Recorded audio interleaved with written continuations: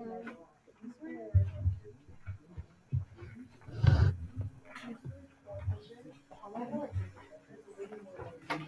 right. Today we're going to learn about converting between weight and mass. Hopefully you made some steps in that direction from Friday's spring scale lab. And we're going to use the free body diagrams with numbers and be able to evaluate stuff. So, from Friday's lab.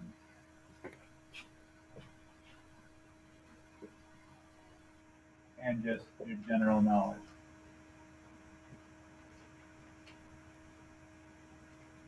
Is force of gravity equal to 9.8?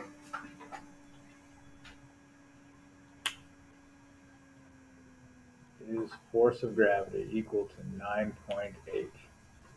Thumbs up, thumbs down.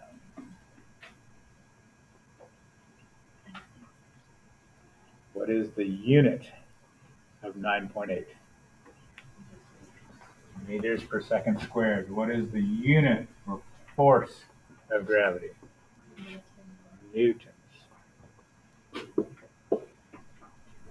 Very popular mistake. Okay? So, what I want you to do is make a distinction between the force of gravity and the acceleration due to gravity. They are not the same thing. Okay? Don't just say gravity. Which one are you talking about? Okay? You see the why I'm kind of picky on that? Okay? Now, from your lab, you found out that what's another name for force of gravity? What's synonymous with force of gravity? Starts with a W. Rhymes with 8.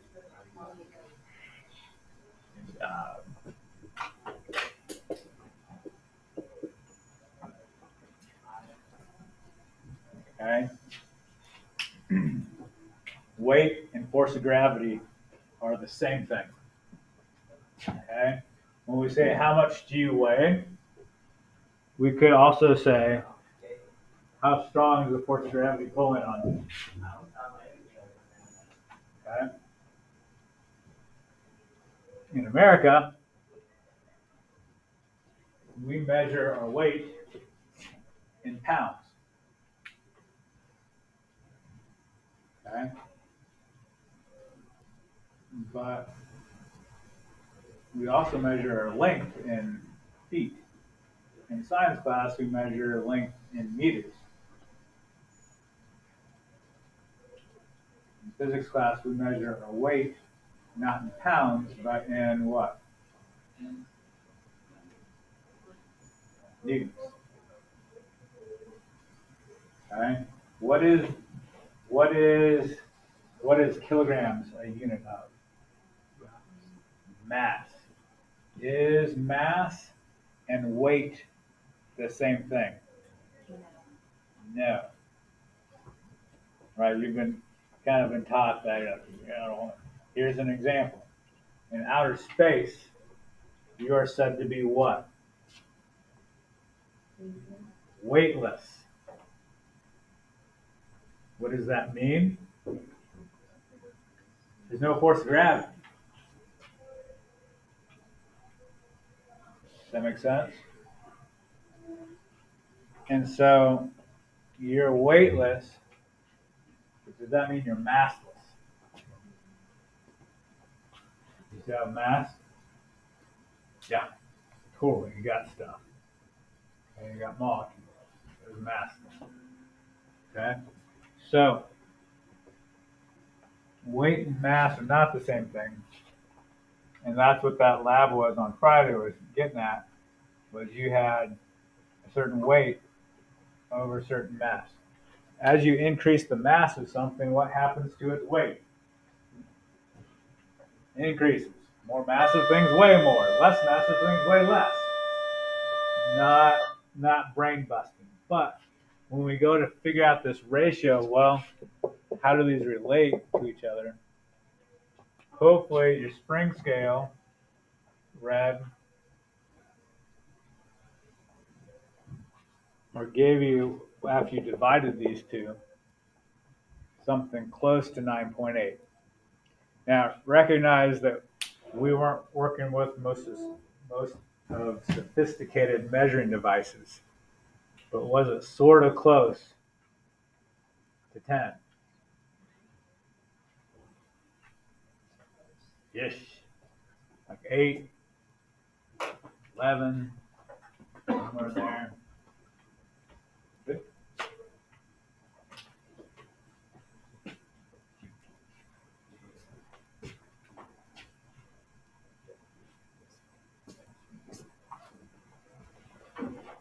Okay.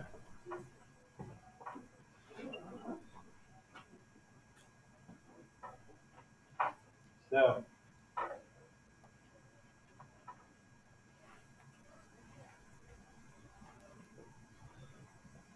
we give this variable, or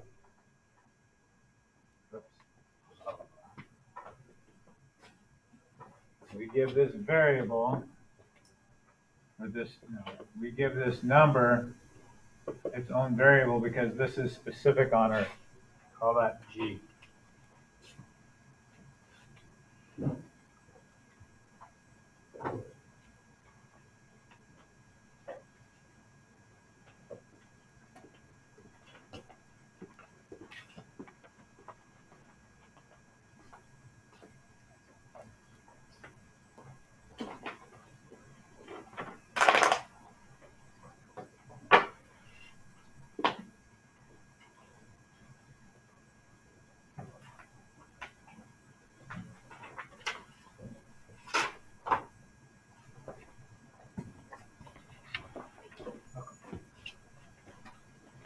Now,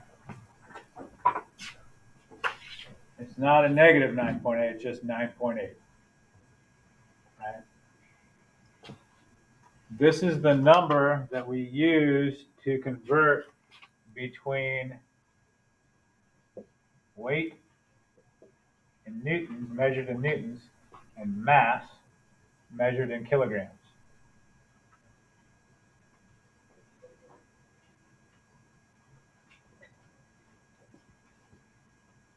Okay, so this is not milligrams. This is mass times G. Okay.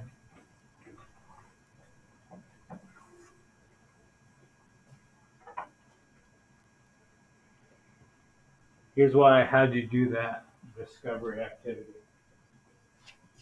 When you were measuring that, were those masses in free fall? When you were measuring that? No, hopefully they weren't, because that would hit the ground pretty hard. They were just suspended in there at rest, right? Okay. Now, it's not a coincidence that this conversion factor is 9.8 and the acceleration of gravity is also 9.8 meters per second squared in the negative direction. But what I'm trying to get you to see is it doesn't have to be in free fall to use this. This is what we use. This equation is what we use to convert between newtons and kilograms, or kilograms to newtons. Okay? We can use this anytime we're on or near the surface of the Earth. This is true. You're going to be using this equation a lot. Okay? Good at that? Okay, so I've got a 4 kilogram bunch of bananas. How much does that weigh? in newtons.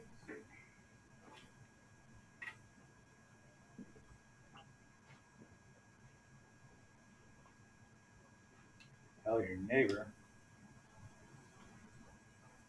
either how you figure it out or what the answer is, and tell them how you figured it out.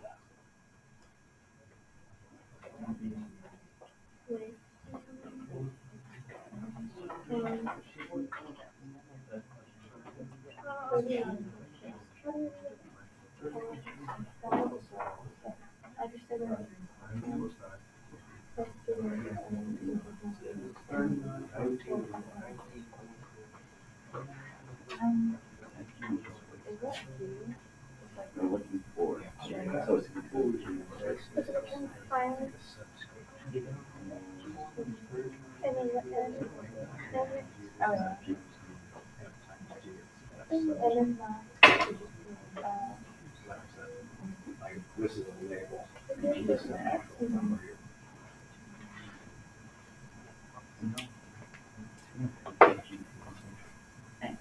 Okay. Correct answer is 39.2. Okay.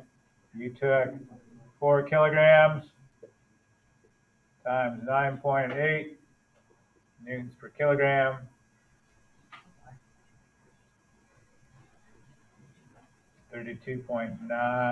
Sorry, 39.2 newtons.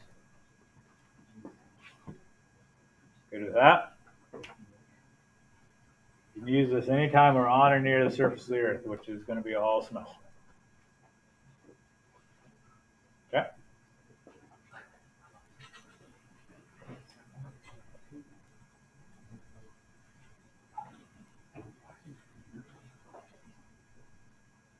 All right. Let's throw some numbers at you. I have a 60 kilogram crate rests on a 32-degree incline. How much friction is present to keep it at rest?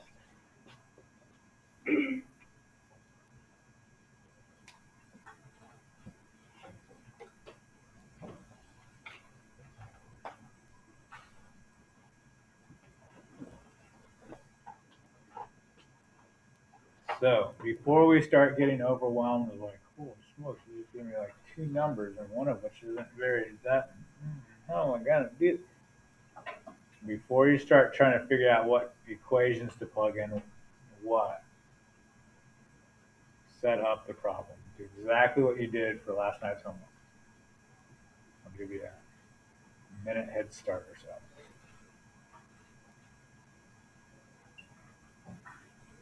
Do the setup. Free body diagrams on the forces in the X and Y direction.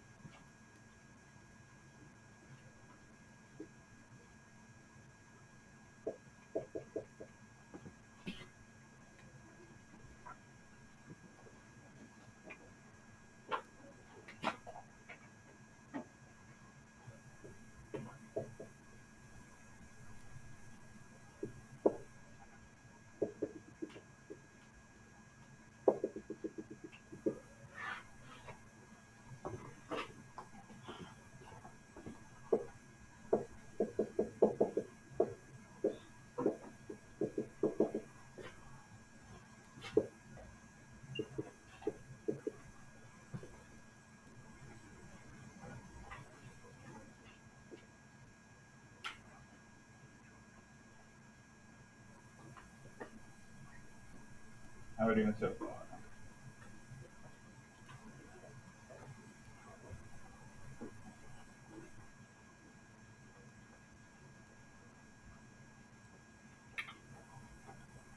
Good.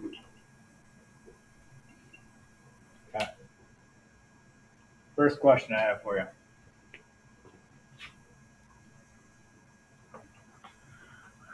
This angle is 32 degrees. The angle is inclined. Which angle is also equal to 32 degrees? Okay? B, C.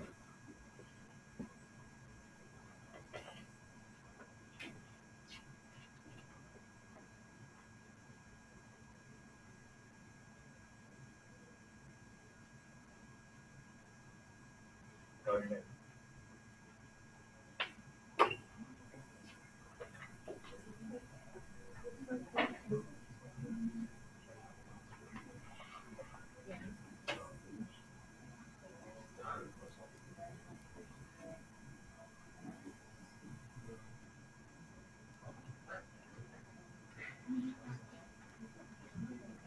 Wait, I forgot geometry.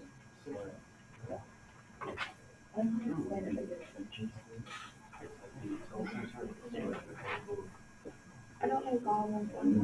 No, I got you.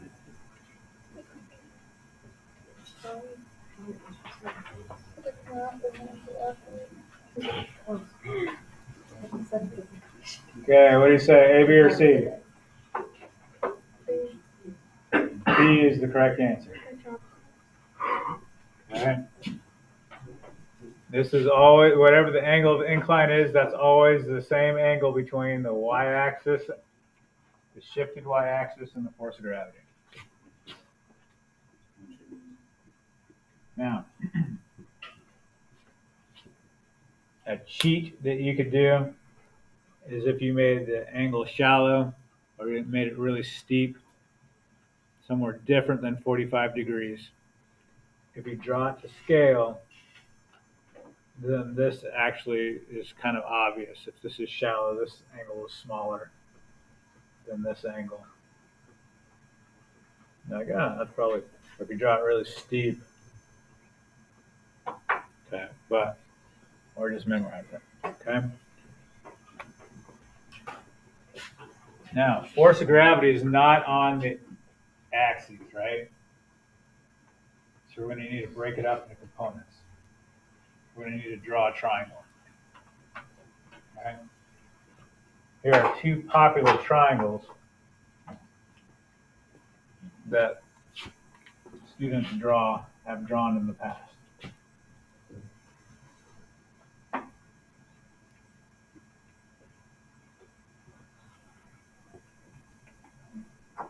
One of which is correct.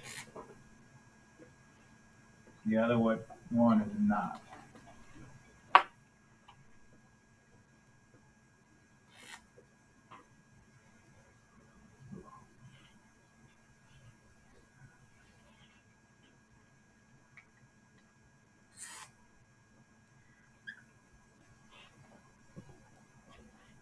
Is the red and the green triangle correct?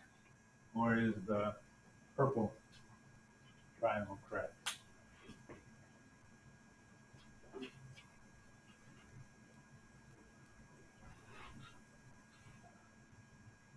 Tell your neighbor and try to figure it out. Tell them why you think so.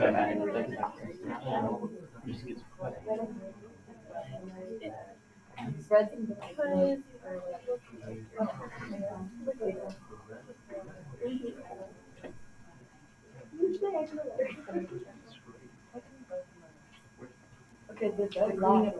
Yes. What? You know who's green and red? Red and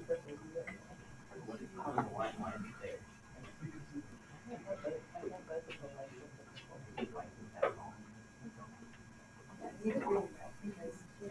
I have to go.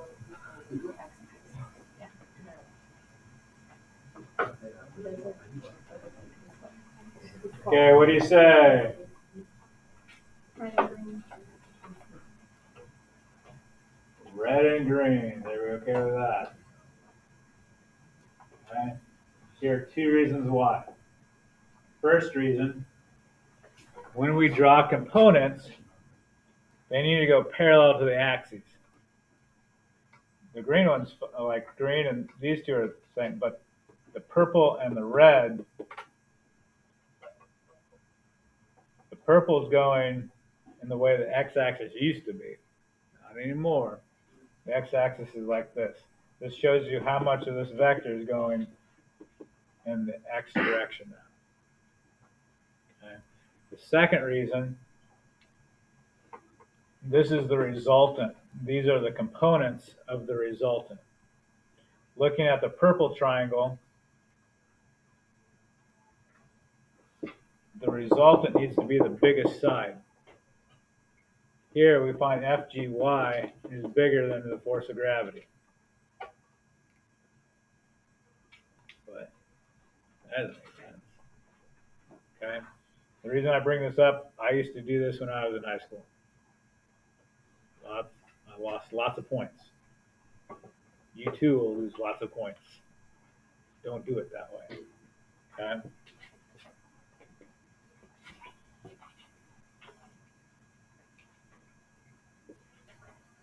Okay? So,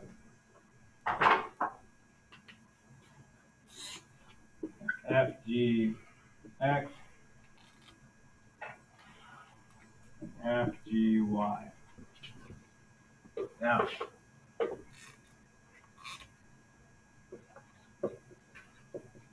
FGX minus friction is equal to 0. Normal force minus FGY also equal to 0. How do we do?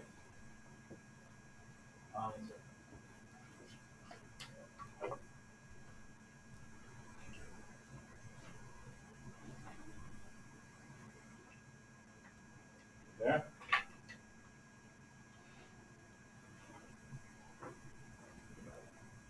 All right.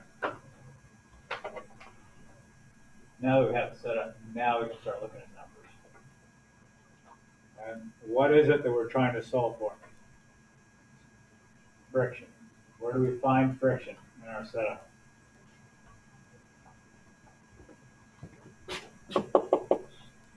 So if I know force of gravity in the x direction, I figured it out. Sweet. That's not too bad.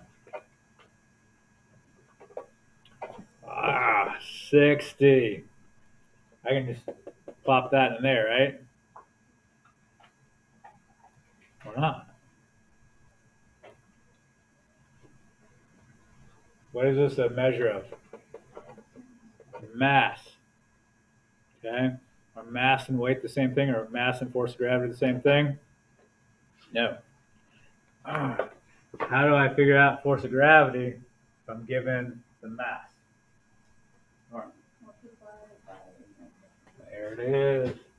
We break out this equation and we say 60 kilograms times 9.8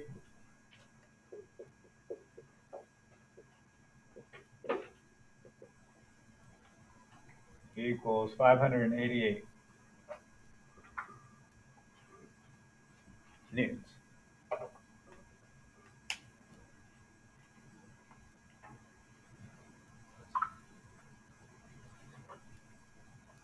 Good with that? Awesome. So can I take this and plug it in here?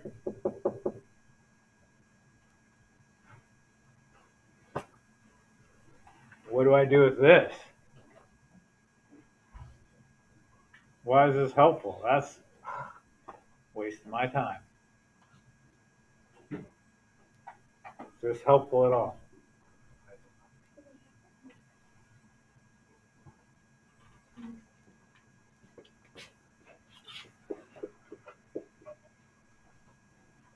That's equal to my hypotenuse.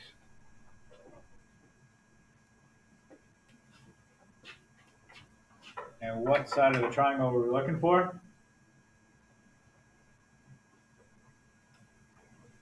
FGX. So is that opposite? Is that adjacent? Is that a hypotenuse? What side of the triangle is FGX?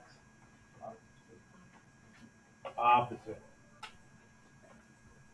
And we have the, what other side? We have the hypotenuse. So what am I going to use? Sine. Newsflash. Do not always assume the x direction uses cosine and the y direction uses sine. That is not always the case. That is not what you memorize. You memorize SOHCAHTOA. And you look at the triangle. You're looking for the opposite side. You have the hypotenuse. So you have sine of 32 is equal to FGX over 588. Find FGX equal to 312.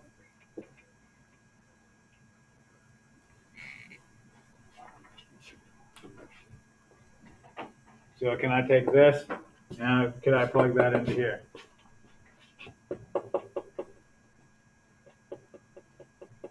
Yes. All right, 312 minus friction equals 0. Friction is what? No way. Boom. How much friction does it take? 60 kilogram crate, 32-degree incline to stay at rest. 312 newtons.